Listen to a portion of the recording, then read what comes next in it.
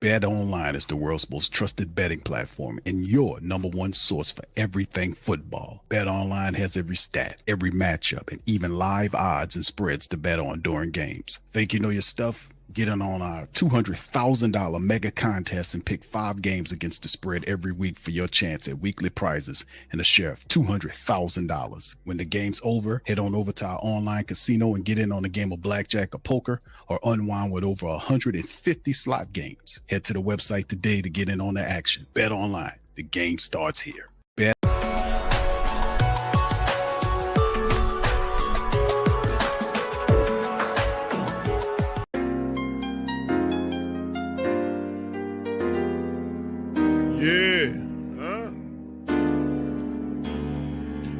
Like Benson, I'm a who that. I'm a who that. Long as I'm living, I'm a who that. Lose or winning, I'm a who that. Sports coma, yeah, this is where we do that. Where we do that, where we do that, where we do that, where we do that, where we do that. Boogie like Benson, I'm a who that. I'm a who that. Sports coma, this is where we do that. Where we do that. Welcome, welcome, welcome. Somebody please better help. Running this thing like elf. I thank God every day I'm not a felt. Go to YouTube Live with Big Q and the guys. If you ain't ride or die, the bandwagon get flipped. Been marching in, that was way for the ring. I was yelling out your shame for the championship. Bucking on town, duck down. Falcons, pluck, get shut down. Panthers ain't much touchdown. The vision really belong to us now. So much hate on the Saints, you could probably tell. Ever since Bounty Gate hit the NFL, when things seem fishy, then you probably smell the crooked referees on Roger Goodell. Yeah, running like this, and I'm a who that. Every day I'm living, I'm a who that. Lose or winning, I'm a who that. It's the sports coma, this is where we do that. Where we do that, where we do that, where we do that, where we do that, where we do that. Boogie like this, and I'm a who that. It's the sports coma, this is where we do that. You're listening to the Sports Coma with Big Q and the guys on the PRO Media Network.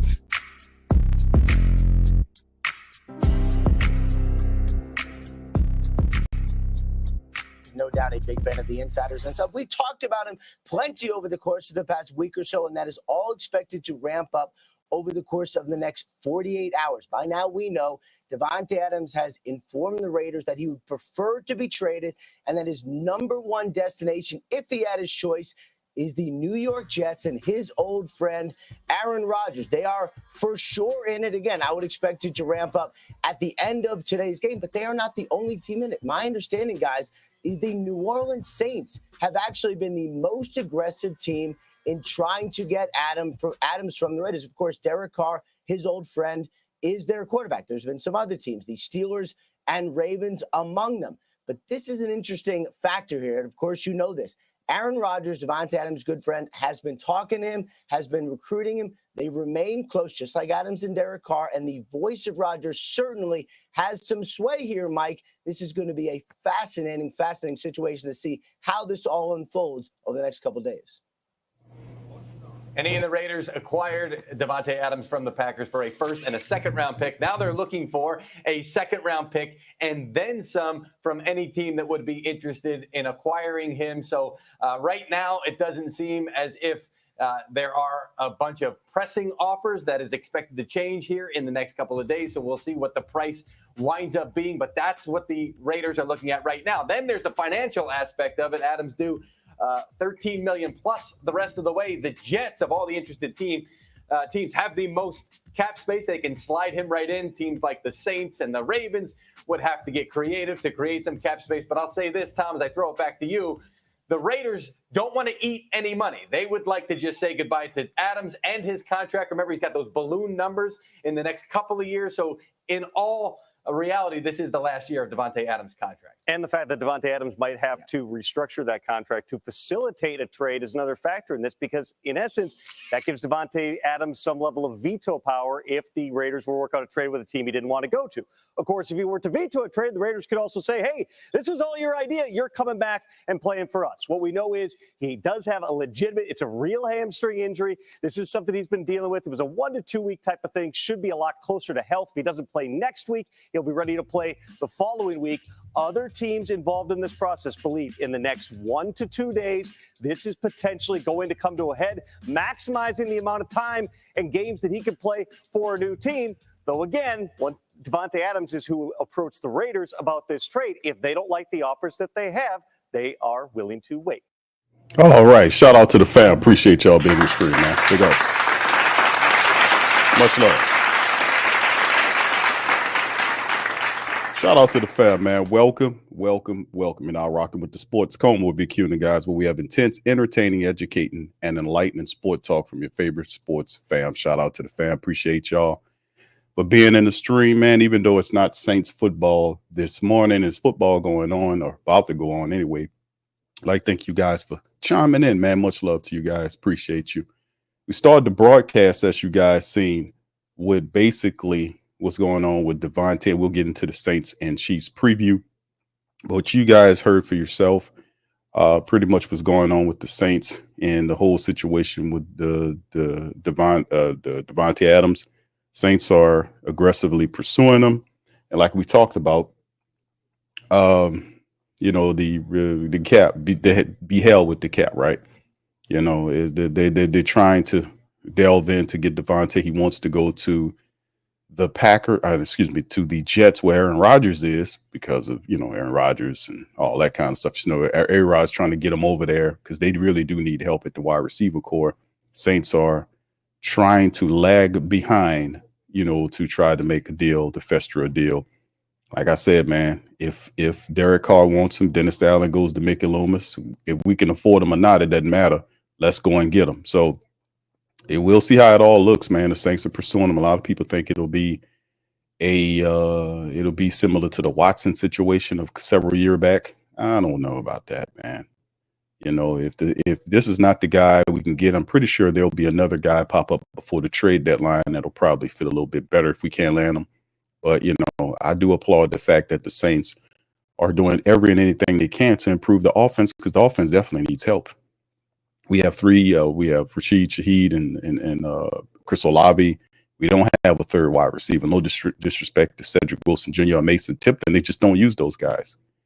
The tight ends are up and down, you know, and the scheme is built on the tight ends having the ability to be able to block and do what they're supposed to do. If those tight ends are not doing what they're supposed to do, we're going to struggle.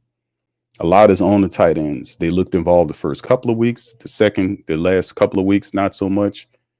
And the over-reliance on Taysom and Elvin Kamara is ridiculous and stupid and dangerous. So at the same time, the Saints trying to get more weapons to the offense, something that, man, we kind of talked about in the offseason, but better now than never, right? Anyway, big ups to you guys. Appreciate you. Hemisphere, brother Hakeem. How you doing, my brother? Appreciate you checking in from enemy territory. All right, brother Hakeem. Shout out to you, my brother. Charlie, big ups to you. L-Dog. Rock. What's happening, fam? Go Chiefs. I hear you, brother. I hear you. Y'all got to match up today, don't y'all? Who y'all play, man? Y'all got to match up. Y'all better worry about whoever y'all got to play today, man. Y'all better win. Y'all going to be, what, 1-4? Poppy 504, Pelicans, Nola, Pete, big ups to you. Bronze, shout out to you. Philip, what's happening, Philip? Good to see you, fam. Appreciate you.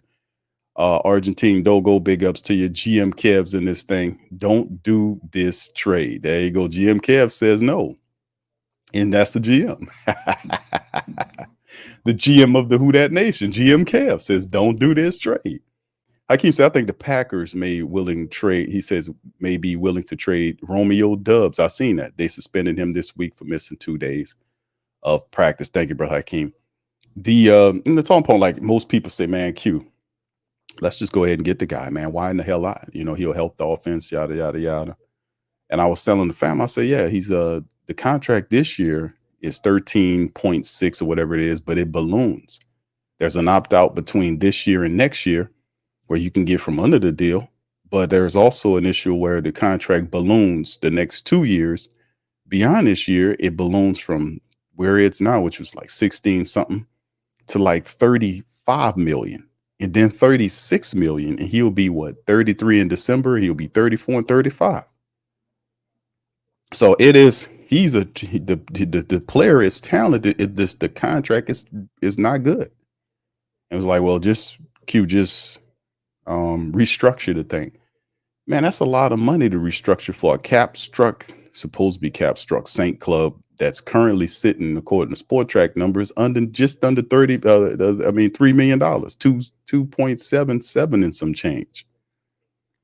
That's a lot of restructuring. And plus, Mickey Loomis is going to just phantomize the deal, and that's what I was saying about just I'm sick and tired of Mickey Loomis, man, because these are people that have the weight of a feather.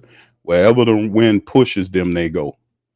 Because the reality is, we could have had a talented wide receiver early on, but the Saints were steady and hardcore on their thought process that we didn't need anybody else. We just need to play through the guys we have. And now here we go. So we'll see how it all goes, man. This year, if we all in, but man, it got to be a balance. It has to make sense. Not only just the talent, but the money has to make sense, or it will kill you into the future. And then the same people saying get them right now, when they take a look at the cap over the next 2 years, you're going to say, man, why the hell did we did it? Because you didn't pay attention to the numbers. The numbers don't make sense on this contract. It don't. The dude has a ballooning contract. His contract more than doubles next year, and always the answer is restructure. That money don't go nowhere. They got to figure out how to do it, and it's still all this other stuff to deal with. It's just, man, I'm not going to even get into it, because I said it when people ask me, Q, what you think? I said, Mickey Loomis will do it, because he don't have no backbone. He talks this bullshit about keeping the cap and working it back to the black. The Saints have major money issues over the next 2 years. And you got to be all in on the win, but there is a parameter in on win. You don't sail the whole ship to win. You got to be able, because what if you don't get there? Because the chances is you have to be well-rounded in your thought process. It's like creating a house budget. You don't take all of the money to put on a bet. So if the bet don't go right, then you don't have nothing to pay your goddamn utilities. Then you're in the hole for the month. So you...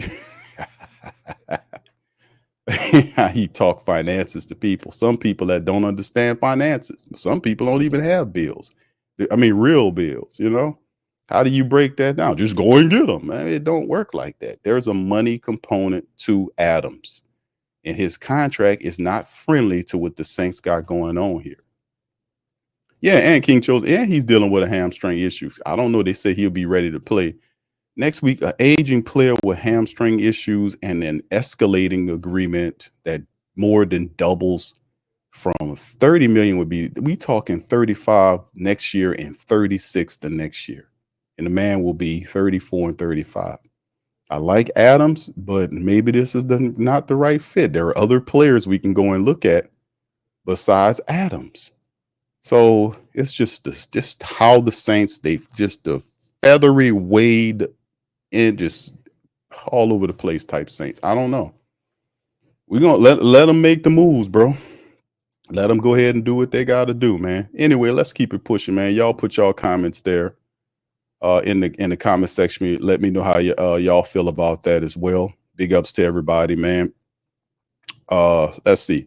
Our Hemisphere says, does Saints see Carr playing with the team beyond 2025? They got them locked in here. The 2-year window, but like I said, the 2-year window has to apply monetarily speaking, because those guys leave, and the guys with the biggest contracts outside of Carr is locked in a 2-year window. So you have Demario Davis, Tyrann Mathieu, Taysom Hill's contract. You have those guys within the 2-year window. And plus, if you're hoping to, don't forget the fact you're hoping to re-sign a couple of players. If you're interested in bringing Alvin Kamara back, or Paulson Adebo, or Chase Young, or Willie Gay, or any of these 1-year guys that you signed, Will Harris, if you're thinking about bringing some of these guys back, you would want to consider that as well. So it's one of the situations where it's not just him. He impacts that for next year, and it just makes everything more restrictive. So when you handling those cap issues, you have to factor in the players you have, and then how this will impact you into the future. Is just budgeting. Anyway, let's move on, man. And I'll bounce back to this if y'all have a question here on this one. Hakeem says, every team has to do it at some point to get where they need to be rebuild and pay your top flight talent. Yes, indeed. Olave is coming up, Adebo, Alante Taylor, Chase Young, Shaheed after 2025. That's a lot to say. And those guys are a lot younger, and than him. And I think in a couple of years, he'll be out of the league anyway, right? So we have some thinking to do. All right, anyway, let's move into the injury report I started the broadcast on there. Good talent, but the money don't work.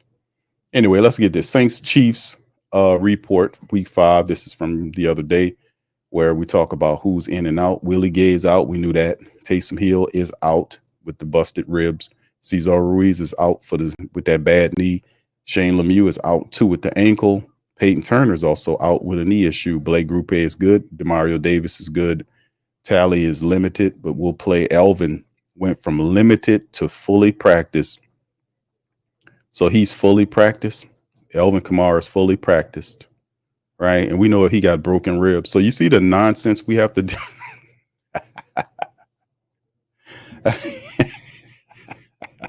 Really? Really?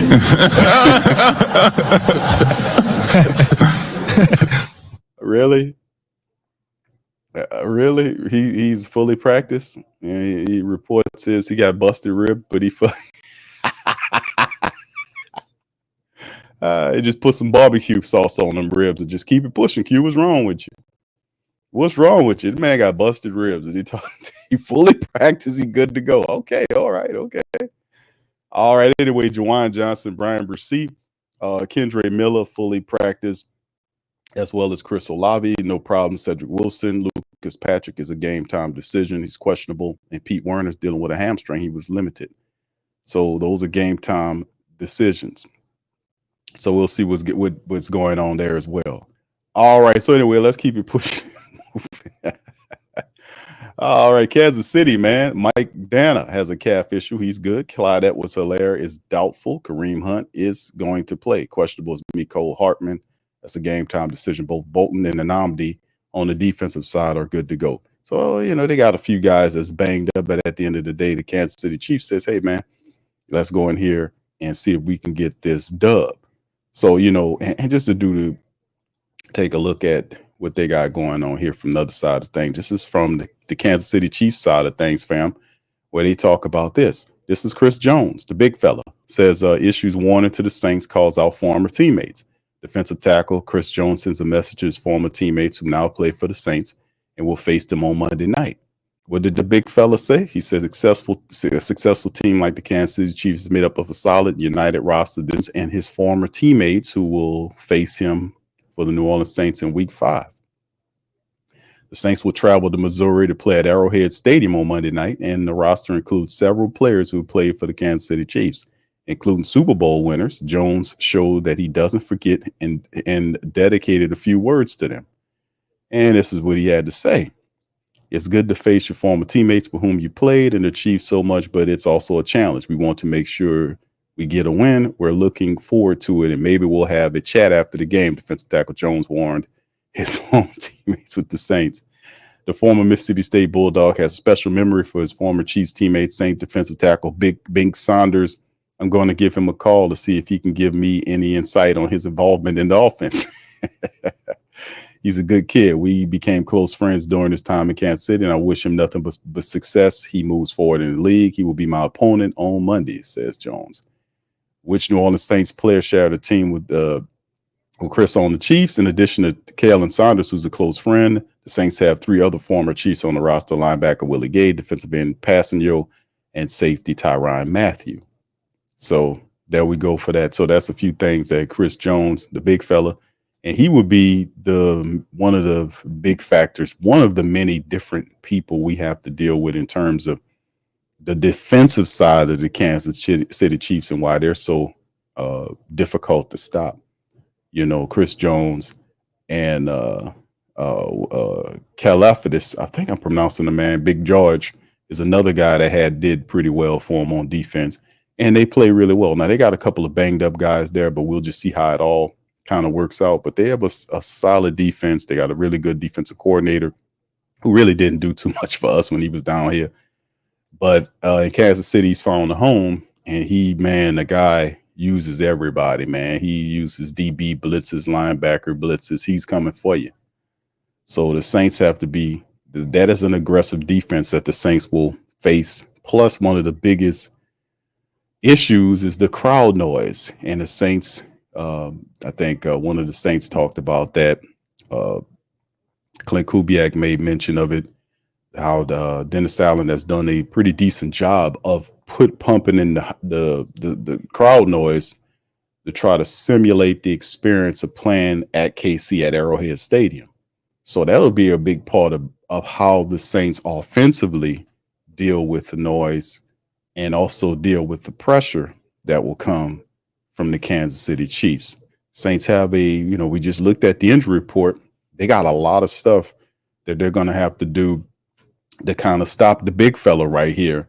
And man, let me tell you, it ain't going to be easy, but it is still possible.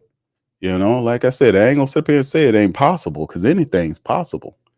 But if you look at the Saints offense, we know Carr, Kamara is there, Chris Olave, Rashid Shaheed, Cedric Wilson Jr., Foster Moreau, Taysom's out, so Juwan Johnson and Dale and Hawker. Hopefully they'll get him involved in the contest as well. Whatever the tight ends can give us, we'll take.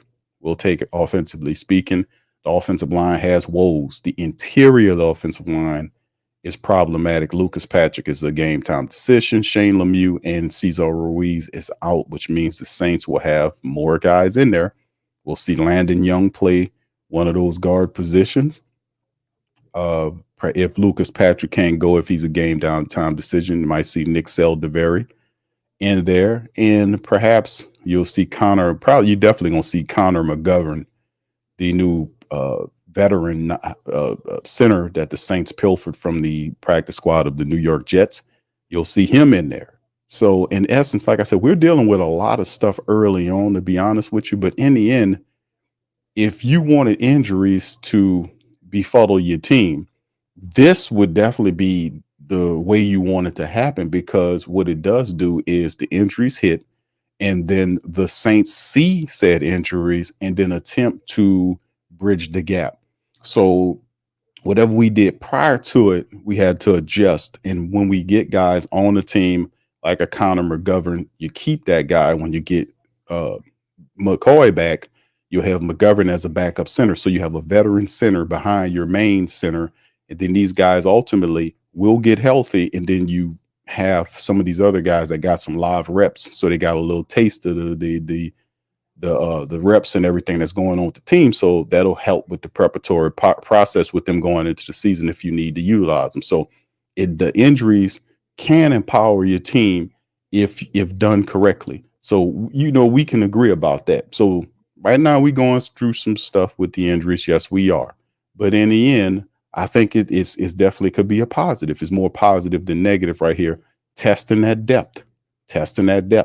And like I said, we'll eventually get Eric McCoy back. We'll get Cesar Ruiz back.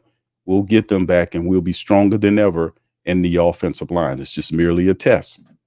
And like when we lose Taysom, it's not a good thing, but what it does do, it forces the decision makers and the play callers to utilize other talent, which empowers the team even further, which builds the reliance and trust in other players, which would then hopefully the play caller would then start relying on all of these guys as opposed to putting the sum total of the offense on 4 guys. And then everybody else just, do what you do. We just going to go with them. No. Let's get everybody involved. That way they can't game plan us. Let's get everybody involved. So hopefully that is the situation that we'll deal with here. But I see all of the injuries to the Saints interior offensive lineman as a stepping stone, not so much as an obstacle, because like I said, I think this will make us better overall going into the rest of the season, because we're only 5 games into the season. We're a month in the game into the season. So it's a lot of football remaining, right? So anyway, that's what we're looking like there. So we'll get tested there. And the big question is, how are the Saints going to deal with Chris Jones? Well, that's the big staple, right? You can't let him rip and run. He's a huge human being. He's known to bat balls down at the line of scrimmage. He's also incredibly difficult to block. And if he has his mind made up to be disruptive, it's hard to stop the guy. So the Saints, they're going to have to do the best they can do to deal with Chris Jones, man. Because Lord knows, poor Derek Carr, that dude don't deal with the pressure very well. Just what it is. All right, so anyway, we'll have Tolly, we'll have Penning at the tackles, and a mixture of backups at the interior positions. defensively speaking, Chase Young, Carl Granderson will have to get at the star of the team, which is Pat Mahomes boys.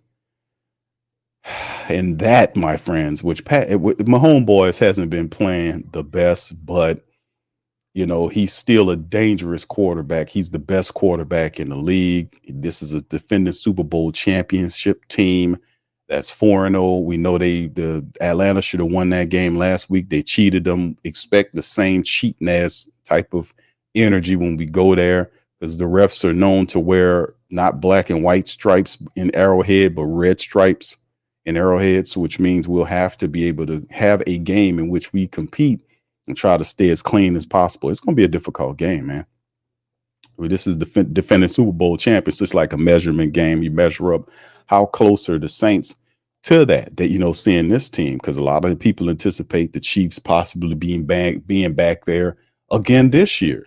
And even though this is a team that had found themselves this 5 weeks in, and this is right around the time frame you start seeing these teams.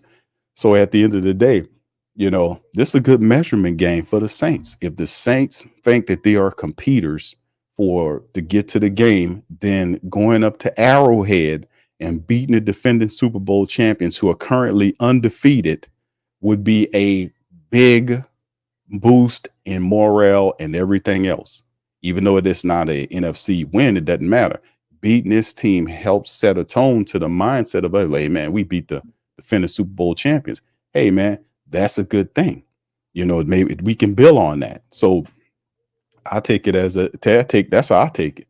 So we got to deal with that. But back to the Saints defense, Chase, Granderson have to be involved in the game. Big Saunders going home. Willie won't play in this game. Willie Gay, that is, won't play in this game. Pete Werner is questionable, or, he's a game time decision. DeMario will play. So we have to see how that works. But having DeMario Davis there in the defense improves the overall intelligence level of the defense, gets everybody situated. And like I said, interiorly speaking, the Kansas City Chiefs is going to try to run at us. We need Big Shep and Colin Saunders to handle their business. Brian Brissy in the mix, and the rest of our interior defensive line needs to step up. We need to get pressure. We know pressure. We know that Peyton Turner is out. Passanio is out to probably later on in the year. So everybody else has to get involved. Cam, Isaiah Foskey, the snowman, they got to get going. And of course, like we talked about DeMario Davis, him being there. Pete Werner is questionable. If he's not good to go, DeMarco Jackson or Anthony Orji, I prefer having Anthony there, because to me, Anthony is a guy. I think he's a little bit better than DeMarco Jackson, because he covers. He's not only a good tackler, DeMarco's a good tackler, but also he's really good in coverage too. Anthony Orji is like a linebacker with safety abilities, safety, speed, shifty, smart, got a head for the ball. So, I don't know what Dennis Allen will do there, but, I was hoping Anthony Orji gets a chance to play there next to whether it's DeMario or Pete Werner. And then, of course, our secondary is intact, which is a good thing. Laddie Dad is there, Paulson Adebo, Alante Taylor, Tyrann Mathieu, Will Harris. Those guys are intact. So we have the full covered, one of the top secondaries in the game. We have it. Smart veteran players that play the majority of the time positive, So that is a positive. So at the end of the day, man, we do have, not to mention Kool-Aid McKinstry there if something's happening. So we do have the secondary to compete, to be able to deal with Pat Mahomes boys. We just need them to add the component of getting the pressure to Mahomes boys, not allowing him to improvise, not allowing him to sneak out and then create plays up the field, extend plays. We can't allow that to happen. We got to be able to not only contain him, because he can still throw from the pocket as well as outside the pocket. Very unique guy here. So pressure is wanted. We need to hire the pressure and bring the damn pressure against Pat Mahomes boys, and do we got to do to rattle him as often as we can. And also, like on the Derek Carr tip, to talk about how the Saints attack the Kansas City Chiefs defense, because listen, they're going to send a lot, because that's what that guy does. Spag does. He's going to attack you from different angles, defensively speaking. And the Saints have to be ready for that. Derek Carr has to keep his head on the swivel. He has to be able to look at that defense and see where they're tipping to. If you got guys walking up, he's going to have to learn how to slide protections. He's going to do that. He can't just sit there and look and see guys tipping towards you and don't do anything about it. Don't do that. Look at what you're dealing with. Just don't be spanning out there just for the you know what of it. Make sure we make the proper reads that we need to make and make the proper adjustments and audibles if we need to, because they're going to send that blitz at you. They already know in the scouting reports are already out on Derek Carr that he doesn't handle pressure well, that if you rattle his cage, his eyes drop, and then he starts throwing balls into traffic. So they got the same injury. I mean, the scouting report we got, man, we know our players, man. we know our damn players, man, don't we? This is not a secret, fam. Listen, they have the scouting report on Carr. They have the scouting report on Derek Carr. And the reality is you know, like with most quarterbacks, if you rattle their cage, it'd be problematic for them. But hopefully the Saints do a good job, because then we can call on the offensive line, the backups, to do it. Boy, it's going to be a hell of a job dealing with Chris Jones in that front. That's going to be really interesting, man. And it's a tall order. It really is, to have McGovern, who they just pilfered off the practice squad several days ago, to come in and be starting center on a new team, and to have to develop a snap chemistry with the center and the quarterback. But usually when you add a center there, that's always you have problems with the snapping and timing of the ball. So could that be a factor? They're doing the practice and hopefully they got much of that under control.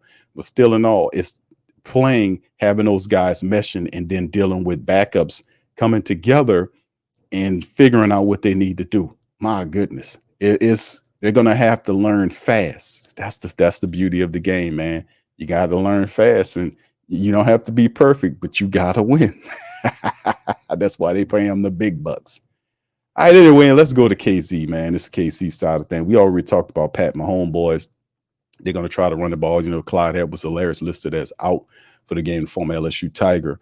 And then, of course, they got Kareem Hunt and Samaj Perine and those guys. So the Chiefs will try to get the running attack going. Xavier Worthy, Justin Watson, and Juju Smith-Schuster is there. Mecole Hardman is going to be a game time decision for those guys. But Pat Mahomes, boys, loves using his wide receivers. I like Xavier Worthy, good young wide receiver. Watson, trying to get him involved. And Juju Smith-Schuster hasn't been very productive since his time that he was with the Pittsburgh Steelers, but he's healthy, but still a force as the third wide receiver.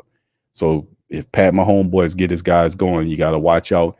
And then you look out for Travis Kelce. And Travis Kelce is the best tight end in the business, right? He's the best tight end in the business. And we've had problems with tight ends before, right? The Philadelphia Eagles tight end. We don't have Willie Gay here, our best linebacker, to cover Kelce. That's a problem. That's problematic. And Pete Werner could be out. We'll see. Game time decision, dealing with an injury. DeMario's back. We know DeMario. We know DeMario Davis is not who you want on Travis Kelce. They'll just keep it a buck on that. But it's going to be some challenges here. There's going to be some challenges here, man. So my homeboys, Travis Kelce, is one of the best. So you're dealing with several players on this team is the best at what they do in the entire league. We talking about my homeboys. We talking about Kelce. We talking about Chris Jones. We talking about some of these guys is the best at what they do, period, right, in the league. So we got a collection of these guys all on the same team, and we got to show them, man. So that's what you're excited about. Like, man, when you can be able to line up against a defending Super Bowl team and like, man, or do the Who Dat Nation think they're a Super Bowl contender? Well, here you go.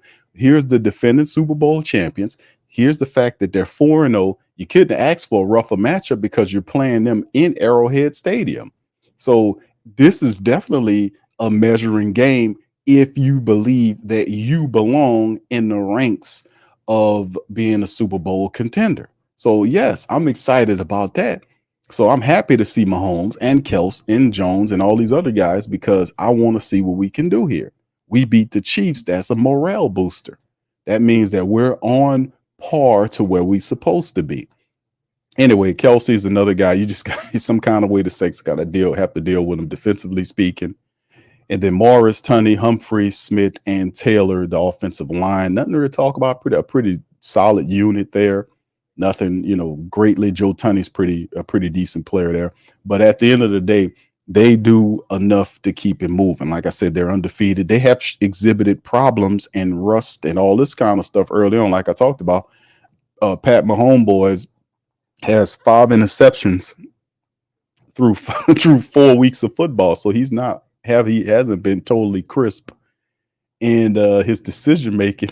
So 6 touchdowns, 5 picks, just over 900 yards, and a QBR of 52.3, which is 18th in the league. This is going to improve, right? There'll be games where Pat Mahomes boys will have 3 or 4 touchdowns in the game. And then 3 or 4 weeks down the line, it'll go from 6 touchdowns versus 5 interceptions to all of a sudden he has 18 touchdowns and 6 picks. It'll just kick, the light will turn on. Hopefully it don't turn on against us. Let's just say that, hopefully that shit don't turn on against us. So we have to kind of put pressure on Pat Mahomes boys. We have to kind of neutralize the rushing attack because they're going to try to get it going. There ain't nothing really big to talk about, but the top back they want to use is Kareem Hunt, who in the past has had some popularity with the team. He's back there, and they're going to have a mixture of those guys, Samaj Perine and the rest of them, to try to do. Now let's move defensively. We already talked about Chris Jones and the defensive line, like Nnamdi, who is good to go, and Donna and all these guys. But Chris Jones, this is the force in which you have to watch out for. This is a massive human being at 6'6", 318 pounds. He already has 3 sacks on the year right now. And not only is he a guy that bats the ball down, but he's incredibly difficult to block. And Chris Jones, if you're Chris Jones and you're looking at the Saints line without Eric McCoy, without Cesar Ruiz, you saying, well, who's starting now? Who's supposed to slow me down? It will have to be a committee approach to deal with this because we got our backups that have to stop Chris Jones. This to me is more of the biggest concern.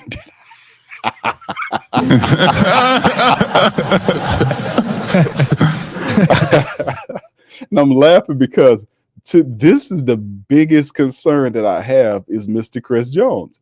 Now you got Pat Mahomes, you got Travis Kelce, and I'm sitting up and looking. I say the biggest issue I have with the concern I have in this game is our backups against Chris Jones. So however we have to do it legally, we're gonna have to stop this man. This guy is incredibly disruptive, man. He's it's just ridiculous. He's a big guy that moves really well. He's strong, and when his mind is made up, he's damn near unblockable. So we just gonna have to put our feet in the soil, and we're gonna have to stand 10 toes down, and we're gonna have to level up. Our backups are gonna have to play bigger than what they ever played before because this is a big stage that we're playing on against this Kansas City Chiefs.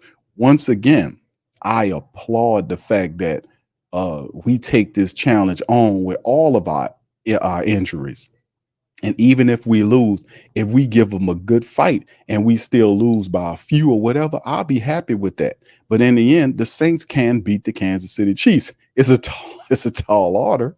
Don't get me wrong, but there is a percentage of a chance that they can beat this Chief club if they come to play. And also, there are a lot of upset alerts that are being rung out throughout the NFL. And Kansas City, I looked at their press, several Kansas City Chiefs publications are mentioning the term injury, are mentioning upset alert. They're saying that. So they know the Saints are a danger. They are confused about the Saints. They don't know which Saint team it is. Is it week 1, week 2 Saints, or is it week 3 or 4 Saints? That type of imbalance is even confusing them. It's confusing us. We don't know who they we don't know who they are. I asked the family members. We don't know who the Saints are. It's been a month worth of games, 4 games, and they've beat the hell out of teams twice, and they've lost to teams twice. And the way they've lost to teams is by the way of their own volition. Their own revision. They should have beat Philadelphia, who is not a good team at this time. They're not. Now, maybe later on in the year when they figure out some stuff, they'll improve. But right now, the Philadelphia Eagles aren't a good team. And the Saints had the game and let them have it. The same thing with the Falcons game. The Saints turned the game, spotted them 14 points, came back, took the game, and then passed interference and then let the man kick them into a loss. So the Saints had both games and were not blown out of any of these games, lost these games because of their own stupidity, the last two. Now, which team do we have? If the Saints get out of their own way, like in the last few games, the Saints are 4-0. This is a 4-0 versus a 4-0 matchup we're looking at in prime time Monday night action if the Saints do what they're supposed to do. So that's the confusion on the upset alert. The Saints are actually better than what you anticipate they are. And the reason for the losses is not due to the fact, not to take anything away from the Eagles or the Falcons, by the way, because they executed and they won. Let's get that straight. But had the Saints not done the stupidity, they would have won both those games. So IQ's involved. So have the Saints learn that lesson. If they have, fam, listen, injuries aside, because we were banged up in Philly, we were banged up with the Falcons. Injuries aside, you turn away the stupid stuff, Saints are 4-0. Injuries aside, true talk here, true talk. I'm just keeping it buck. So the publications in Kansas City are mentioning upset alert here. I'm just putting you on game. That's why I was a little late early in the broadcast. I was looking at all the Kansas City Chief publications, and a lot of them are sending up the red button, the siren. Upset alert. We got to watch out. Because they're looking at the stats, and the stats is showing Saints is number one here, and like, oh my God. Saints have not exhibited that. Have they lulled teams asleep and then hit you and come back to what we known to do? I don't know, because even though this is my squad and I've been doing this for a very long time, I'm confused by the up and down nature of the Saints team, and so are they. That can work for you and against you because they don't know which team. They're trying to prepare for both. They don't know what the Saints are going to do. But this is my biggest concern, family, is this issue is Chris Jones and our backups, Leighton, offensive line that has to deal with this gentleman. He's a major force that if Derek Carr needs time to throw, you got to get Chris Jones blocked because he's coming. And then Spags is going to send those guys. He's going to send the DBs. He's going to send the linebackers. He's going to keep pressure on the Saints, which they have to watch out for that because you can't operate play. Man. You can't operate the play action when the blitz is coming. Let's just blitz the hell out of them. That was Spags' game plan is just send everything, just send the kitchen sink. Let's send everything at them and see how they like it. We gotta take advantage of an aggressive defense. So hopefully we'll see what Clint Kubiak has dialed up. It'll be interesting to see how that all will work, man. But anyway, that's the biggest thing I'm looking at in terms of Chris Jones. They have some really good players like Tranquil and Bolton and guys like that. Their secondary is actually pretty decent with Justin Reed and Cook and Connor and the rest of these guys. So the Kansas City Chiefs have a good team, offensive, defensive, special teams, everything. Harrison Butker, one of the best kickers in the game. So we, as a team, this is a really good challenge that I really like. I like this challenge because it's going to show us whether or not, where we are early on. Because a lot of people saying, man, listen, a lot of people don't think the Saints are a team that can compete for a Super Bowl. GM Kev is in here. GM Kev is a man that believes that the Saints are not a Super Bowl team. He's told me that. He believes the Saints aren't a Super Bowl team. Sorry to put you on the spot, Kev. Good truth is truth. Now, me personally, do I believe the Saints are a team that can make it to the big dance? Yes, I do. If they get out of their own way, and I always said if they get out of their own way the last 2 games, if they don't do the stuff that help the other teams, we are 4-0. We learned that early on. But that's when you look at losses, how you win and lose, but how you lose, right? You know, how you win and how you lose. The way we lost is because of our own incompetence, not respecting the ball, not taking care of business. We lost. It wasn't a blowout. None of those games was blowouts.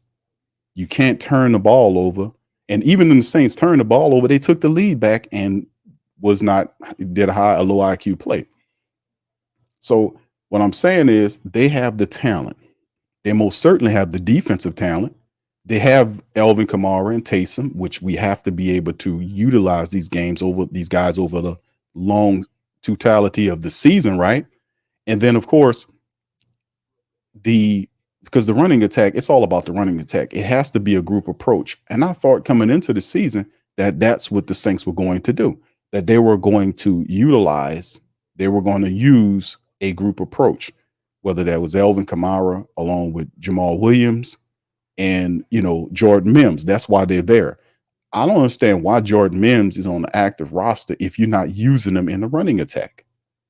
Because you could still use Taysom all over the field. You just don't have to overuse Taysom. What Clint Kubiak is doing, he's getting lazy.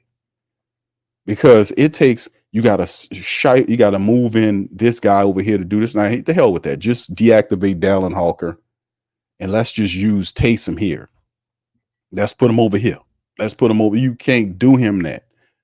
Use these other guys and also keep Taysom here. Remember, it's a long season. Don't beat up all your guys. Don't get them all hurt so you can't use them, because it's no Super Bowl run without Alvin Kamara or Taysom Hill, in my opinion.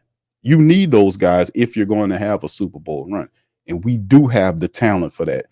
And Carr is another dude that a lot of people say, Carr ain't no Super Bowl quarterback. All Carr has to do is to operate within the confines of the running attack. Now, we know there'll be games when he won't have that. But as the season get on, he'll learn more of the offense and pick more stuff up. So all I'm saying is I'm not trying to turn Carr into nothing except for operating through the system using the running attack. And that's where we have to improve. So if the Saints need to go out and get better, or a better backup depth to help out there, that's being exposed right now. Like the guys we pick, maybe these guys aren't it. Aliudo struggled. He looked awful. Maybe we need to go out and get him. All that is being exposed right now. And if you're smart enough to deal with that and get that guy out of the way and find somebody else that can be there, that will improve your team going later on in the season. But they definitely do have the talent to get there. They do. So, yeah. So all the way. SC Kev don't believe it. He says, man, we ain't no Super Bowl team, bro. I disagree, man. The Saints have Super Bowl talent all over that team. They do. The defense has several Super Bowl type players that can get there for you. The DeMarios, the Tyrann Matthews, the Marshawn Lattimores. You can get there. The Grant Granderson is a talent that can help. With Chase Young staying healthy, they can get there. They can get there. The offense has people that are damn near their mismatch nightmares and unguardable. The Saints will ultimately get their offensive linemen, the starters, back. They'll get them back. And Carr is the answer. If we have the play action behind Alvin and Taysom and Jamal, and the guy can use everybody like it's shit's designed to be made and not over rely on people and become lazy, then we can beat teams. If we'd have done that, we'd be 4-0 right now. We'd be 4-0 right now. We would be 4-0 right now. So it's all about win. It's all about finding out what you need to do and fixing it. That's what it comes down. So we're going to see. I think they have the talent. I'm just going to be honest with you. They have the talent to get to the bowl. They do. And the inspiration that the damn thing is in your backyard. And if you have any pride, you're not going to sit up here and let no goddamn Atlanta Falcons get to the Super Bowl in your damn building. So you got to put that into it. It's in the dome this year. You going to let the Falcons, the false start Falcons, get in the Superdome and try to play in your building? Man, come on, man. We got to have some kind of pride somewhere. Yeah, listen, man. I'm saying from a talent perspective, they have the talent now. Dennis Allen and Clint Kubiak and all those guys, that's something else, man. They got. I'm talking about talent. I'm saying don't get it toe up. I'm talking talent. We got some talent. We got some of the best talent in this here league. Now, when you talk about coaching and all that, that's a whole nother thing. So, yeah, y'all don't get it misconstrued, man. Don't get it all screwed up here. All right, we know Pacheco, they power running back for the Chiefs is out, so they'll be using Carson Steele, Hunt, and Samaj Perrine as runner backs to appease the running system. We know Rashee Rice. He's done. He's on the IR, so he's not going to be involved in this game. He's a big part of what they were doing. He had 24 catches to lead the team. Kels is now the man with 15. Xavier Worthy will be brung up into that role. They also use the double tight end look sometimes with Noah Gray. They use that. So they'll be calling on guys like Watson and Juju Smith-Schuster to step in and kind of help out with the wide receiver room. So we'll see how that goes. In terms of the tacklers, Nick Bolton and Connor are the top tacklers on the teams. The sacks is 3, led by you-know-who, Chris Jones. The INT mag, not much INT has been talked about on this squad. There's only 2 of them. I think 2 interceptions on a year between the clubs. So, like I said, we all know what time it is when you start talking about the Kansas City Chiefs, who everything flows through a handful of guys at different positions that make it really pop. And in terms of the Saints numbers, fam, as you can see, Carr 824 on the season right here. Elvin Kamara banged up 362 yards right now. He's averaging 90.5 yards per game for AK-41. Hopefully they get Jamal Williams involved, which Jamal's averaging, family. Look what Jamal's averaging on the season.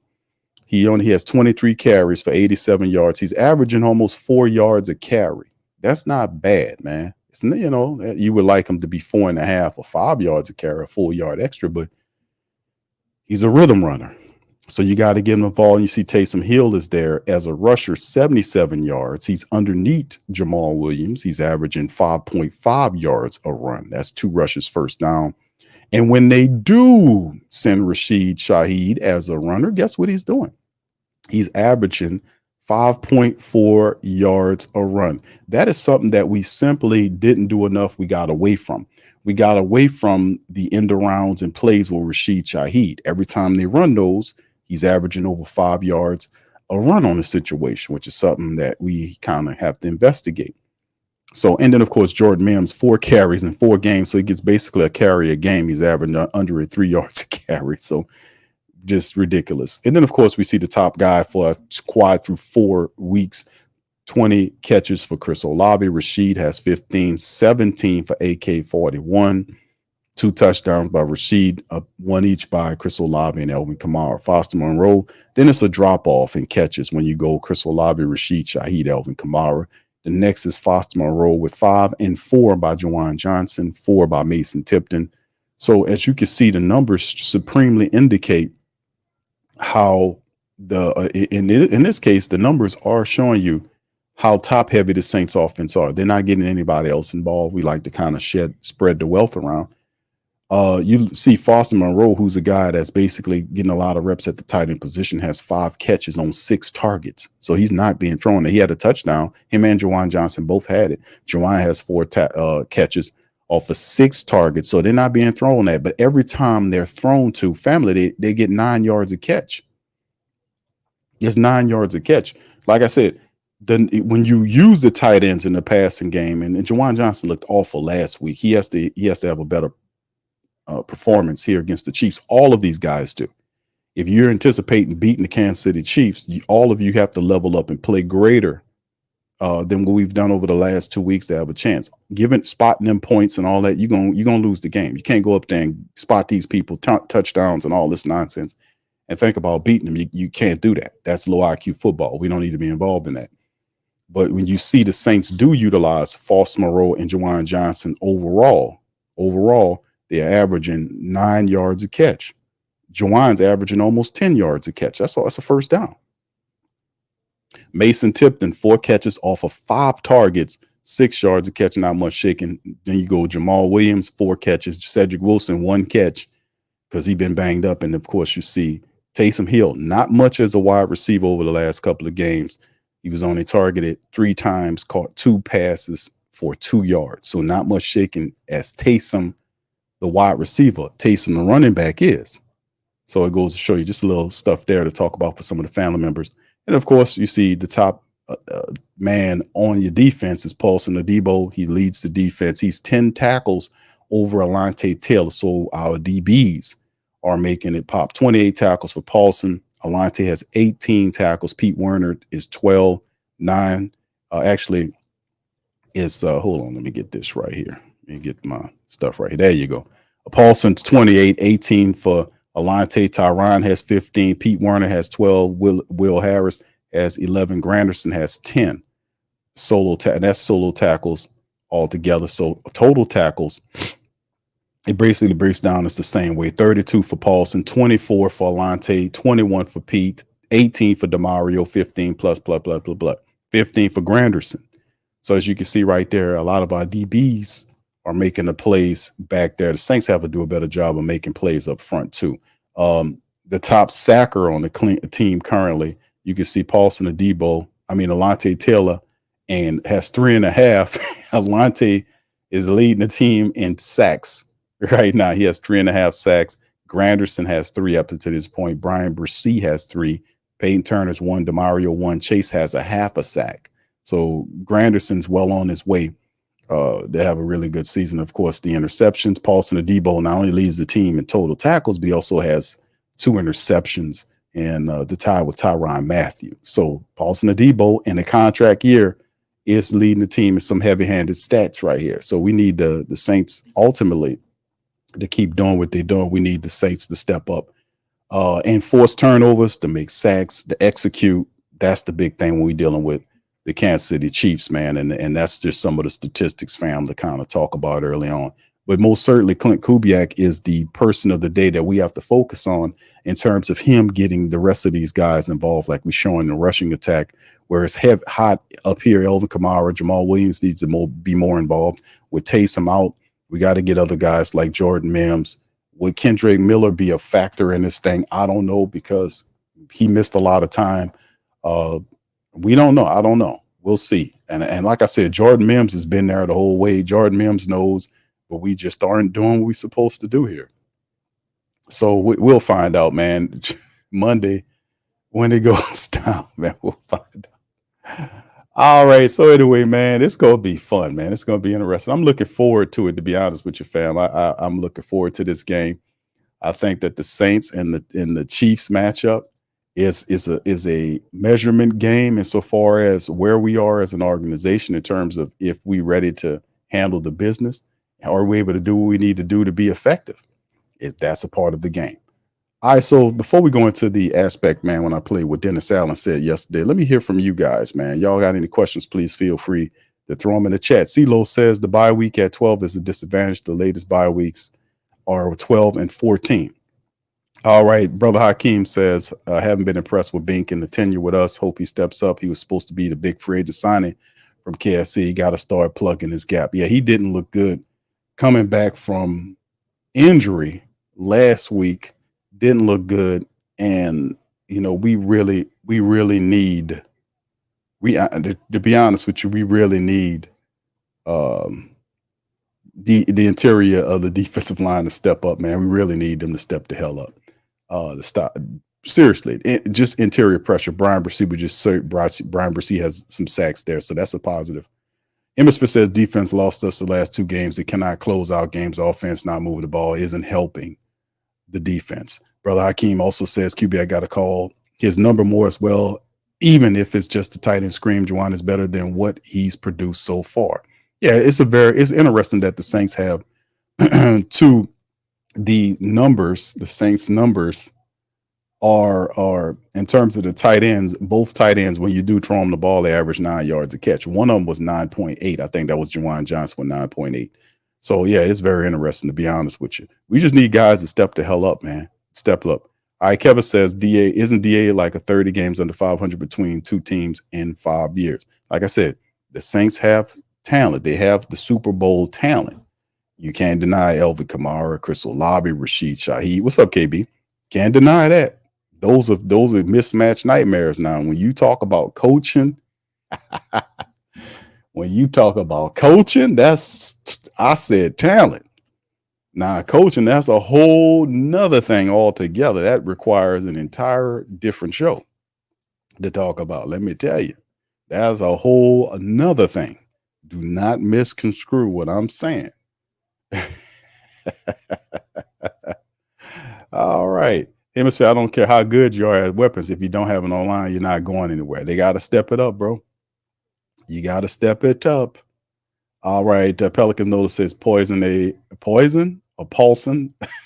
Debo has 6 pass interference. Yeah, that has to improve. That has to change, man. That's not intelligent. That's not intelligent at all for us to, that's not intelligent. Like the pass interferences, man. Now listen, the coaches do kind of tell them that, like, listen, man, if the guy's beating you, pass interference the guy, grab him, we'll live with the penalty. Because it's better, the pass into the call is better than giving up the score. The pass interference, because it gives you an opportunity to have another opportunity to stop him, right? It might give him some yardage, but it's still not a touchdown. So if you pass interference, guys, that's different. Paulson and Debo on that play, the last play against the Atlanta Falcons, that was just stupid. He didn't even look for the ball. He just grabbed the guy. That didn't make any sense to me to do that. Why do that? Just look for the ball. If he would have turned and located the ball, I'm pretty sure he could have had a play. He wasn't that badly beat where he needed to grab the guy. It was just lazy. So I mean, I don't get why that was even a thing, man. I don't know. All right. So anyway, Jonathan says, so how are we going to fix this offensive line, Big Q? What do you think the offensive line should look like with the players they do have? I mean, we basically backed into we basically backed into what we got. Like, they get Connor McGovern off the Jets practice squad. This is a guy that had a bunch of NFL experience. So my idea is that he will be the guy in which they use at starter. That's what I'm thinking, because it does appear that we will be. Well, it does appear that we will be without our starting center. And I'm not starting center, but Lucas Patrick could be out of this game. That is something that has yet to be determined, but it's a possibility that Lucas Patrick could be out of this game. It's a game down to decision. So the Saints will have to use. They're probably going to use Connor McGovern, the guy they picked up from the practice squad, the veteran who has a lot of games experience at the center position, which will be very interesting because you would then have to focus on the center to QB snap exchange. They would have to be working on that because that could be problematic. And then everything that goes with him being the center, he will have to be helped out there because he wouldn't know all the verbiage. So other offensive linemen that are backups interiorly will have to help him there. So you might have Landon Young on one side. It might be Ali Udo or Nick Seldaveri playing the opposite position because, like I said, I don't think Lucas Patrick is going to play in this game. So the tallest order here is they have to go with what they got. That's what they created. And this is a situation the Saints created because we went into the season. We didn't go into the season with a backup center. We didn't go into the season with a backup center, a reliable one on the active roster, right? We didn't. And even when we found out Shane Lemieux wasn't very good, he didn't, acclimate the way we wanted him to acclimate. We didn't go out and get other guys. When everybody started cutting their players, the Saints didn't grab a veteran center and bring them in here just in case this happened. Like in the way this is because we've done this in the past. Like we've always done it. Like if you're going to have 5 starters on offense, you're not going to have 5 for 5. You're not going to have 5 reserves offensive linemen. You'll have 4. I've seen in past years when the Saints used 3 and then took the extra spots and put in for their wide receivers or running backs or even had extra tight ends. I remember this year Saints had 4 active tight ends. It wasn't even using them. And they had 3 linemen, backup offensive linemen. So very rarely you'll see 5 for 5 exchange, 5 starters, 5 reserves. There'll be 5 and 4, 5 starters, 4 reserves. And in those reserves, you'll see a backup center, and you'll see a guy that could play guard and tackle, or you might have a guy that play guard and center. But you will always have versatility there, all backup offensive linemen that can do either or. Like you would want to have a backup center, you want to have a guy that could play guard and tackle, or guard and center, that kind of thing. And we did well there. You did get a guy that could play guard and tackle. And Ali Udo, he just doesn't look good right now. You had Nick Seldevere, who had a calf issue, who was hurt all of preseason. Mysterious enough, we didn't say get pissed off at with him and say, hey, you know what? I'm tired of Nick Seldevere with this goddamn calf issue. This guy, he was here last year. He was hurt. This year, he's hurt. You know what? Enough is enough. Let's just put you on the street and go find an offensive lineman that can do your job, which probably would have made sense, right? Being that he was an offensive lineman, right? And you went and got Connor McGovern. But no, we said A.T. Perry. You the problem. You keep getting hurt. Well, he ain't the only one. So how do you spot like A.T. Perry and not Nick Seldevere? I don't understand that. Make it make sense to me. One of them guys is barely there, and Nick Seldevere is there, but he's not. He played a little bit, but he ain't doing everything he's supposed to do. So I don't get the change. But the bottom line is this is something they created. The Saints created this. Now they got to fix it. So they had to go. They tried to get Shane Lemieux. Shane Lemieux didn't look like all of that in the preseason. We've seen it. Why the Saints held on to him and not went and got somebody else, I don't know. But it eventually he plays, he gets hurt, and that's the 1-2 step with what's his name with Lemieux. Lemieux must be French for Le Pew. Stink, because that's all he does is end up injured. So in the end, he's hurt again. So the Saints turn around and they have to go and get somebody else from somebody else's practice squad, and that's how it go. So like I said, all this stuff is created by the Saints. It's just what it is. That's what I'm saying. I don't really agree on A.T. Perry thing. Just if you feel like he's hurt, just IR him. People do it all the time. Just put him on IR. That'll clear up a spot. What is it that you had to cut him? I don't get that. Just IR him. Well, if he clears waiver, we'll sign. No, you don't have to do that. You just, if the guy's hurt, place him on IR. Shit, you know how many people that, if that happened with other people, how many people we ended up with? What if the Chiefs did that with Pacheco? Pacheco gets hurt and we'll just have to cut him. And if we waive him and if he clears waivers, then we'll put him on the practice squad. I mean, we'll put him back on the practice squad. And then what do the Chiefs do? Pacheco gets hurt, they IR him.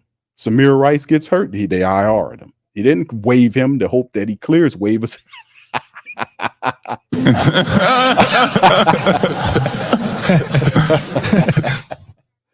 Oh, man. And see, that's why I've been doing this a long time. That's why when I tell y'all about stuff like, hey, man, listen, the Saints have the talent. Don't read into what I say, because I purposefully pick certain words and I know what the hell I'm saying. I told y'all the Saints have the talent to get to the Super Bowl. Check. Now, I didn't say that they're going to get there, because to take the talent that you have and to move them to that level, that's required upon coaching. And that is a whole nother discussion altogether, because if the offensive coordinator struggles, the coach has to go to him and say, hey, man, what do you need? Hey, man, you need to change this up, and has to be spot on. And it took Dennis Allen 2 weeks to finally tell him, hey, we need to get other guys involved. And I'm like, dude, we were saying that at the halftime of the Philly game. It just took them 2 weeks to get it. The signal's a little slow, but they ultimately got it. But that, my friends and family, that is the key. That is the bridge that gets you over to the promised land. So, I mean, that's what we're dealing with. All right. So, yeah, they just have to fix it, bro. Whatever they have, it's going to be McGovern, the guy they just picked up from the Jets. He probably will play at center. They're going to use the other reserves, and they're going to have to do what they got to do to get the game. That's the bottom line. That's what they're going to have to do. It's not going to be easy, but like I said, that's a very tough matchup, but I'm looking forward to it. I really am. All right. Jasser, what's up, bro? Says question Q. What's going on with all the injuries? My Lord, unbelievable. It's just a part of the game, my friend. That's why the depth charts and injury, you got to be able to fortify the backups. That's why it's so important that the Saints get the proper backups and guys that can kind of hold it down for a game or two until you get your starters back. And we just showing right now the Saints reserves. It's a drop off. It's they're up here in starter potential, and then there is the next level. It's a drop off in talent between the starters and the reserves. And there's going to be some drop because there's a difference in starters versus reserves. But at the same time, you as a team, as a coach, you want to minimize that distance as much as you can because you do have access to picking up people that are drafted, undrafted guys, free agent guys that fall off. You can either involve yourselves in trades like what the Saints are doing when they went to the Commanders and got Big John Ridgeway for a 6th round pick. Y'all remember that? But then we bring John Ridgeway to the team to help out while Bink Saunders didn't play. And by the way, he was deactivated last game. And I was like, why are you deactivating him? We could use that guy. You don't want to give Colin Saunders everything. He just got back from being hurt. You want to kind of mix them guys in there to keep them as fresh as they possibly can.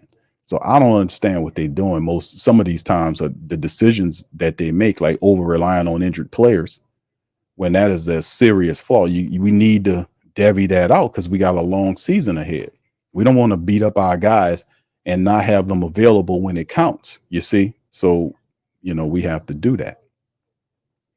All right, yeah, but that's just a part of the game, my friend. They just dealing with it early, which is a positive. Dealing with it early, so to be out of the way or not. Hopefully, not as much later on.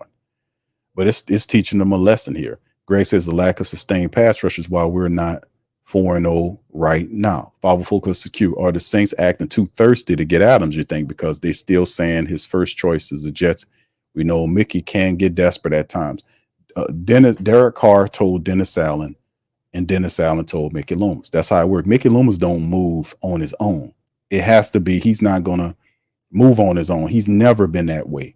When Sean Payton was here, Mickey Loomis was the gopher for Sean Payton. Sean Payton would tell Mickey Loomis to go do this, go do that, and Mickey Loomis would go and do it. Even if the team couldn't afford it. He would create phantom deals. He would kick the can. Like, that's his thing. His thing is kicking the can. That's why the cap situation is so effed up right now for the New Orleans Saints over the next couple of years. It's all because of Mickey Loomis, who then will get up there and lie and say it's because of COVID, which is a lie.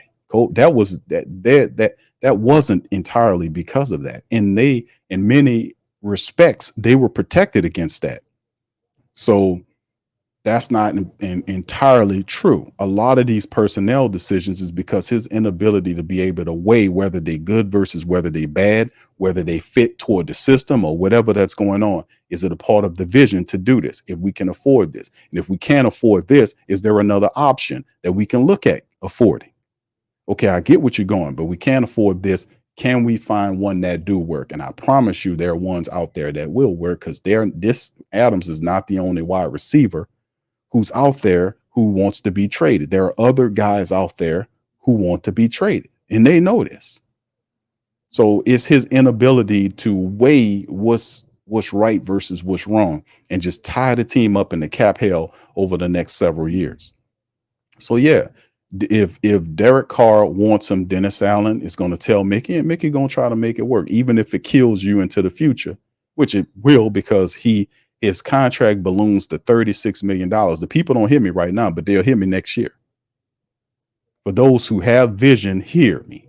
You can't afford this guy. Even if you restructure this contract, it still hurts you into the year. Like, well, what are we going to do? Well, guess what? You sell out to now and try to do it. You have the talent, but once again, I'll say it again. You have the talent, and having the talent is one thing.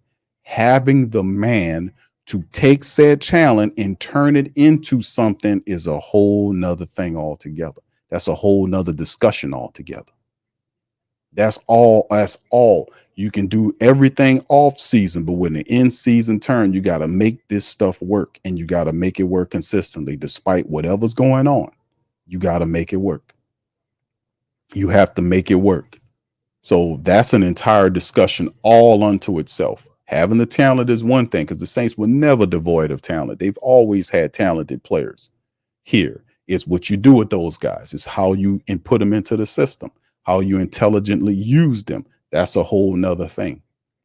So yeah, it could. I don't know if to say they thirsty behind it, but that they're Mickey, and this is what Mickey does. This is his history of knowing Mickey Loomis here as a great Saint think tank historian. We know that that's how Mickey Loomis. When this happened several days ago, people asked me, "Q, you think they'll do it?" I said, "Yeah, he'll do it." I know how Mickey Loomis them think. I know that he's not going to weigh the good versus the bad. If they want him, he's just going to figure a way how to do it, even if he got to attack phantom years on the deal and tear you up 2 years into the future. And Sport Track showed, I showed this before, the salary cap tool for next year and next year. You know? So, hey, let them do it, bro. Let's see what they got cooking. It's all on them, man. Jonathan says, so yeah, I already got that one. Thank you, Jonathan. Appreciate you, bro. All right. Hakeem says, Clockwork Turner finally makes a play last week. Yeah, isn't that terrible, man? Yeah, he made a play. He got the sack strip. Your boy missed it.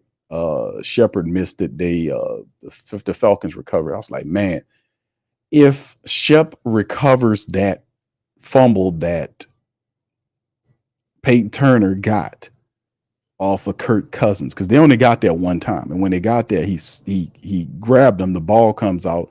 If Nate Shepard falls on that football, that eliminates a field goal that they got, because he missed that, Atlanta recovered that, and then they kicked the field goal off that drive and got 3. That takes a field goal off the board from the Falcons. You win. The little pieces in the game, is when I go look at the tape, I say, damn, if he recovered that damn ball, that would have took a field goal off the board. That would have helped us win the game.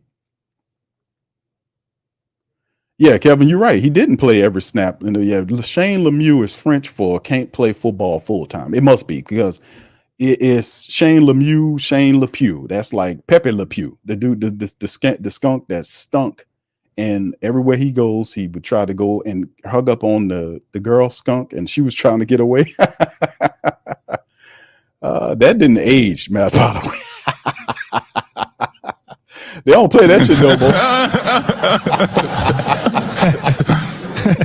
You don't see no Pepe Le Pew cartoons playing no more. That shit didn't age well.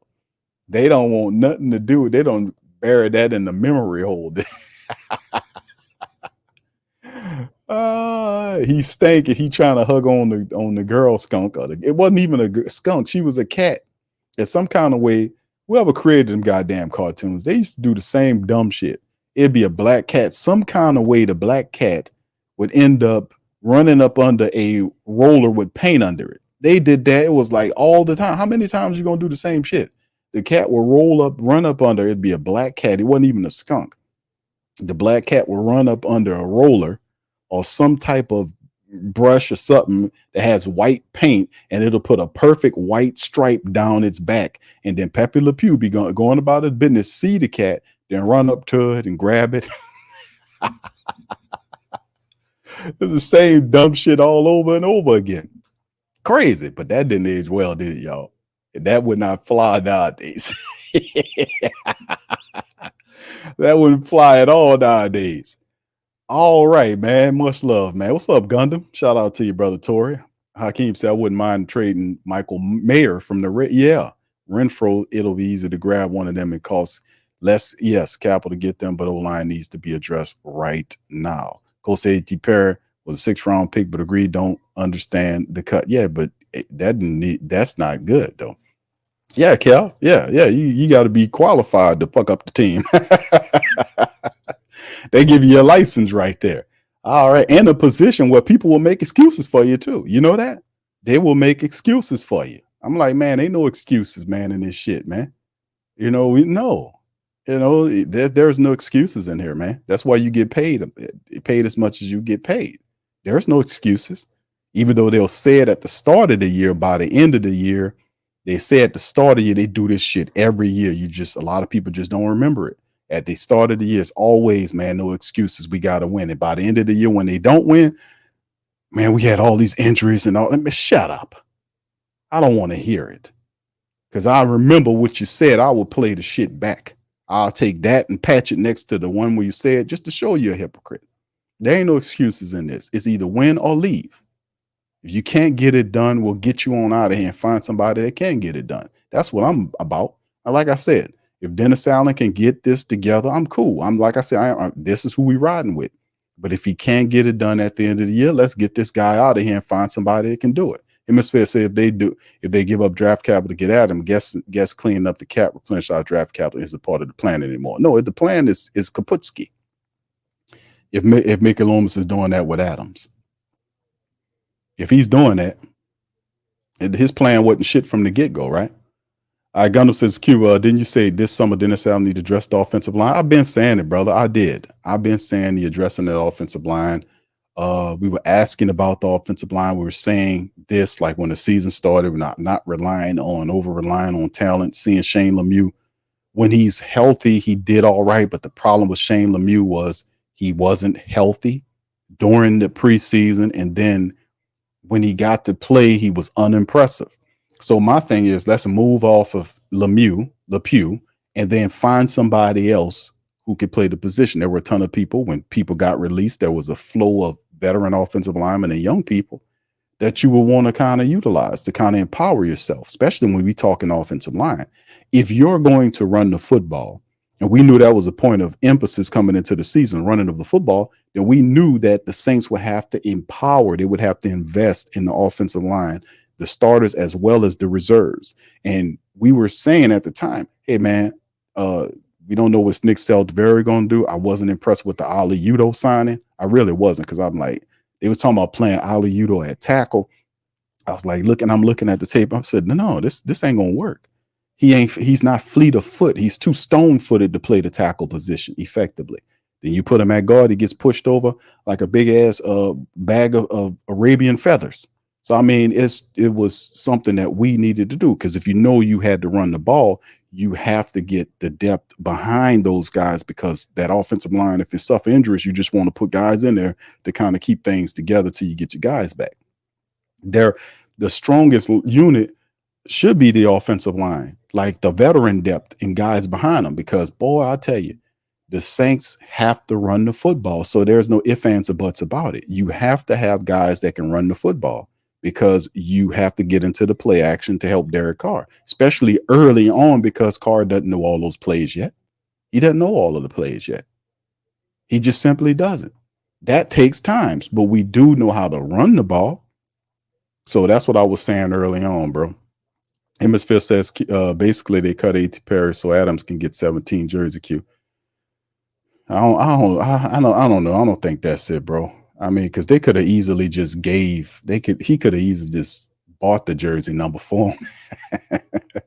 So he gets cut because he ain't want, I'm holding on to my 17 jersey. The hell with y'all. And Devontae says, okay, shit, I'll wear number 19 or whatever, whatever. Or he just buys it from him, so I don't buy that, bro. I don't know.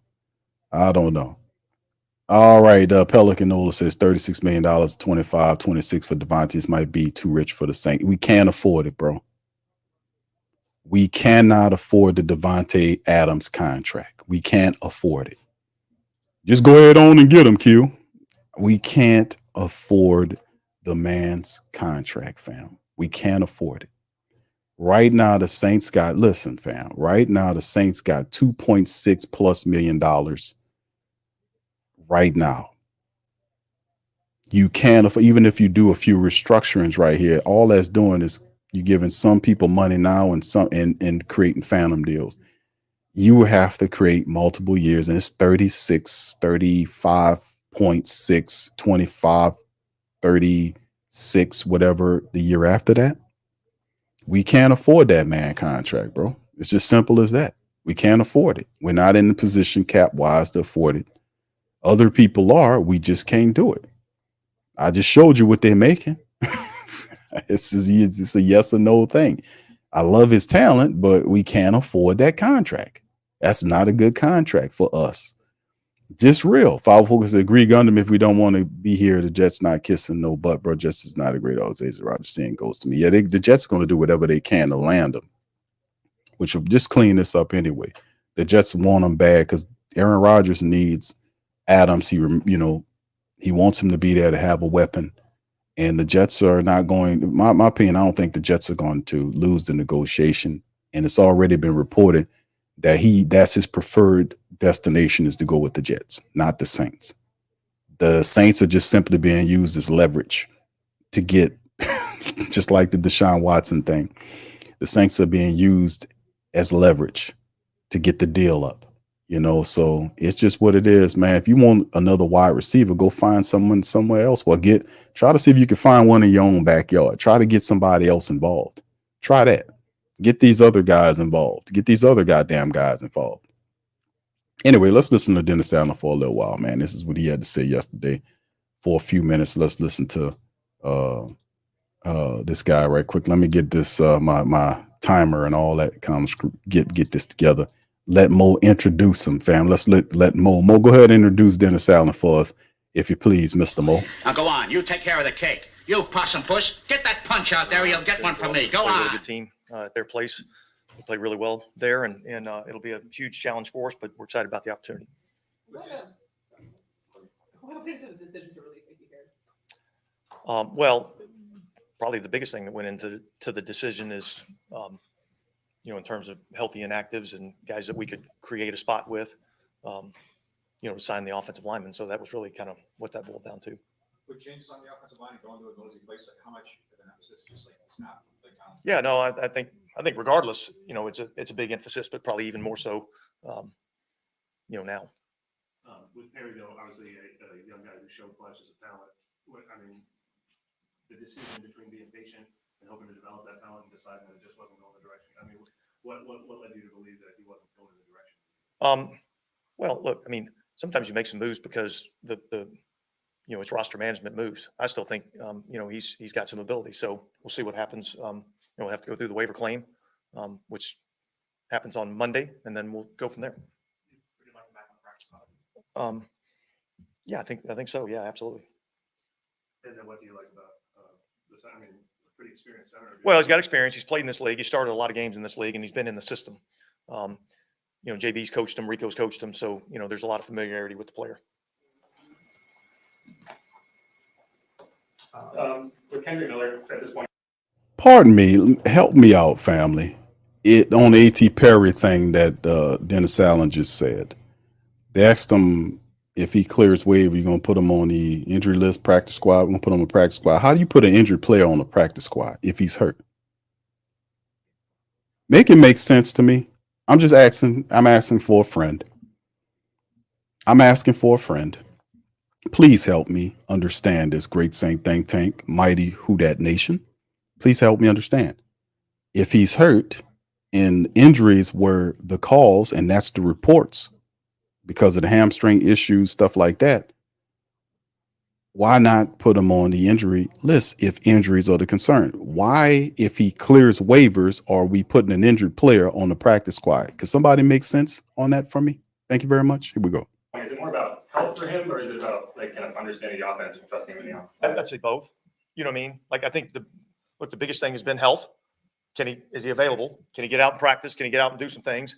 And you can't really find out whether or not he knows the offense until he gets out and starts practicing and doing some things. So, look, I think he had a good week of practice, and it was good to have him out there. I was excited about having him out there. And so we'll see how he continues to go and make our decisions as we move along. Did Lucas Patrick get hurt in practice? Yes. Questionable? Questionable. Don't ask me about the list because it's pretty extensive. You guys will get it here in a little bit. Can we ask about Pollard, because he had I think a knee added to the back history. Is that something also that happened during practice? He'll be fine. I'm just wondering, in terms of just mechanics of adding him back to the roster, is there a deadline point in the week where you He's got 21 practice days. I'm talking about in terms of adding him back to the active roster prior to a game. Is there a deadline in the week that has to Monday. For this game, Monday. Yeah, as in a couple of days from now. As in prior to the time we take the field. You guys good? All right. All right. So, could somebody answer that question?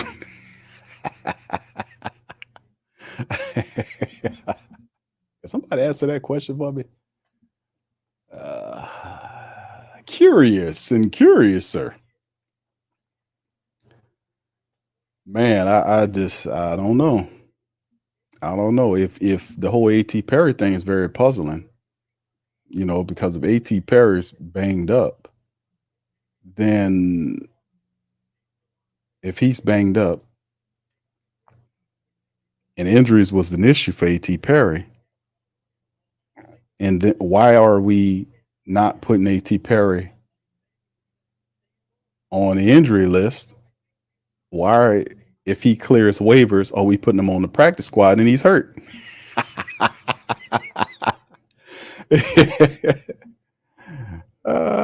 This sounds like some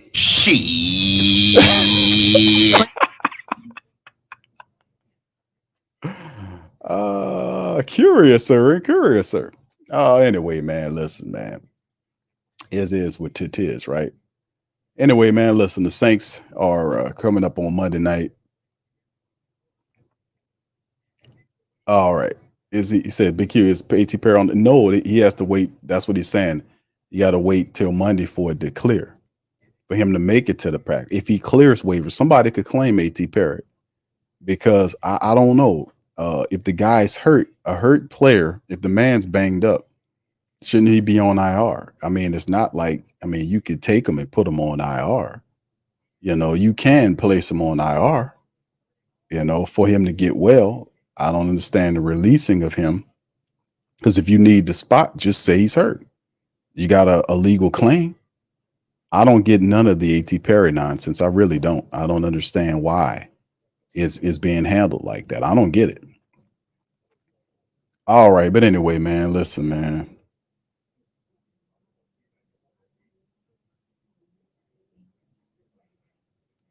Shout out to the fan. Appreciate y'all being in the stream, man. It's just, I don't know, man. It's crazy stuff. All black and gold put us through.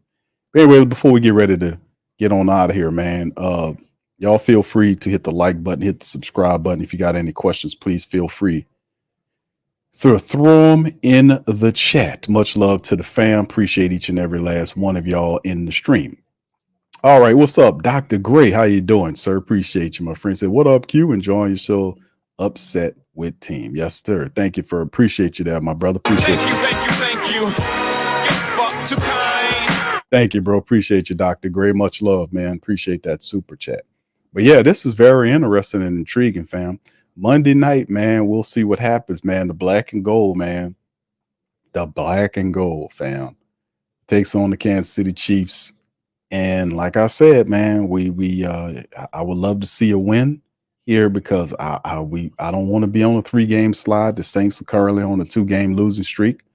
The fail kinds aren't failing right now. They're winning 2. They've won 2 in a row. They're 3-2. We get a victory here. We stop the 2-game losing streak, and we get on the right side of things again. So like I said, we have the talent. It's just getting them together, man. Getting them all together and having some success here, man. That's what we need to see. All right. Hemisphere says, can't wait for the, to end.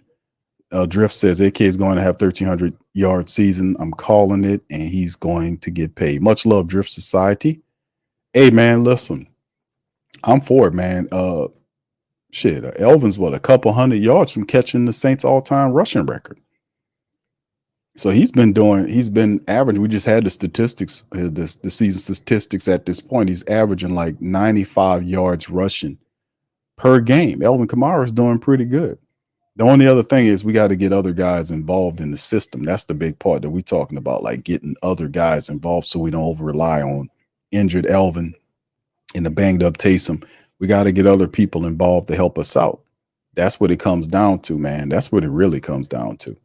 So in the end, Monday, prime time in front of the entire nation, going up there against the undefeated Kansas City Chiefs. This could be a morale boosting game for the Saints if we handle it. We go in there all about the business. We take care of business. I know it's a tall order, man, but we can hopefully we can.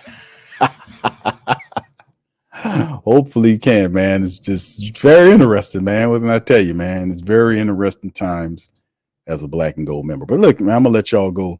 But I appreciate y'all chiming into this episode for the Sports Coma, the Saints and Chiefs preview. Now tomorrow we'll have the watch party starting around, I think 6:30. We'll start off with the watch party, or 7, right before the game, 6:30, 6:40, something like that. We'll start off with the matchup, and we'll go through our full play-by-play through the entire game, followed by the postseason. Pops Q will chime in after the Kansas City game, man. It's going to be interesting. We need to get that victory, man. Regardless, we got to go down there, man. We got to get the victory. We don't want to be on the 3-game losing streak early, man. That's not a good thing to do. We got to keep pace in the NFC South. It's all about winning the South, man. And all wins, they count.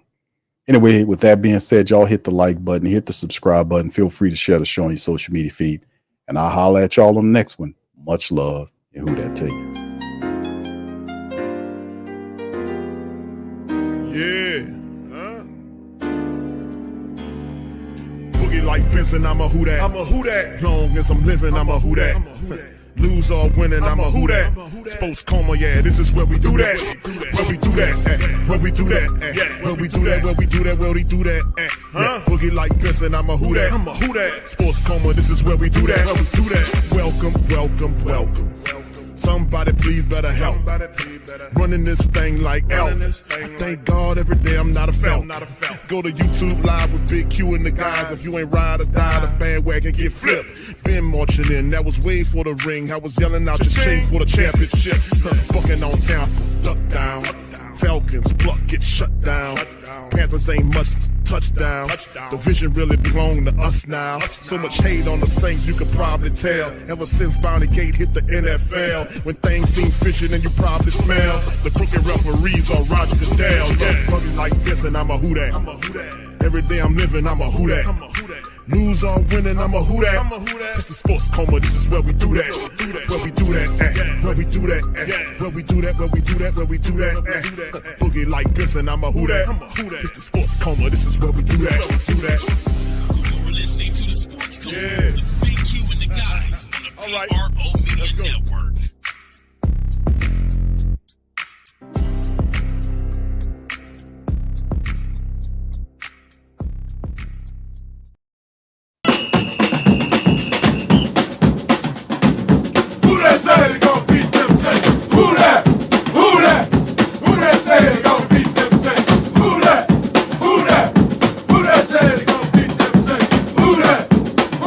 BetOnline is the world's most trusted betting platform and your #1 source for everything football. BetOnline has every stat, every matchup, and even live odds and spreads to bet on during games. Think you know your stuff? Get in on our $200,000 mega contest and pick 5 games against the spread every week for your chance at weekly prizes and a share of $200,000. When the game's over, head on over to our online casino and get in on a game of blackjack or poker, or unwind with over 150 slot games. Head to the website today to get in on the action. Bet online. The game starts here.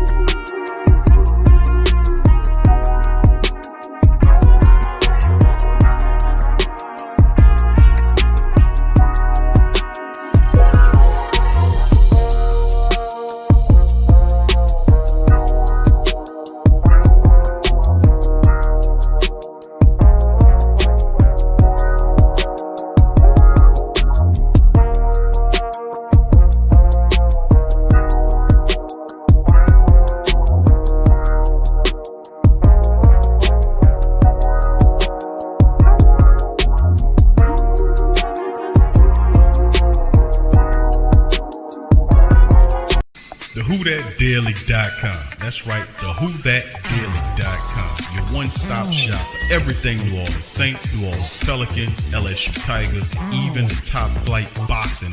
So if you're a Who Dat and you're looking for a place to stay up on your team, WhoThatDaily.com is your site. TheWhoThatDaily.com for the sport Who Dat in all of us. That's right, the Pro Shop is the platform store where you can go and buy all the latest merch to support the platform. Available at the Pro Shops, we have dozens of hundreds of products available for you and your family. Unisex tees for men and women, hoodies and sweatshirts, tank tops, kids and baby items, long sleeve tees, mugs, pillows, wall art, bath bedding, face masks, phone cases, stickers, bags, fanny packs, socks, hats, and many other items. Please feel free to check out the Pro Shops. The link is in the description section below. And remember, it helps the platform continue to grow. So check out the Pro Shop and Who Dat too.